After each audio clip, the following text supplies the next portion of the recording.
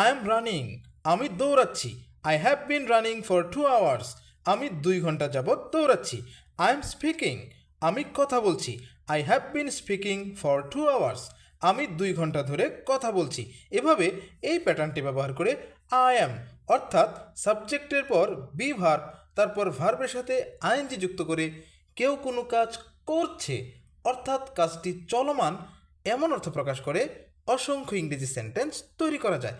এখানে একটি বিষয় উল্লেখ্য, যখন কেউ কোনো কাজ করছে অর্থাৎ কাজটি চলমান, তখন সাবজেক্টের পর বি ভার্ব হিসাবে এম অথবা ইজ অথবা আর, তারপর ভার্বের সাথে আইএনজি যুক্ত করতে হয়।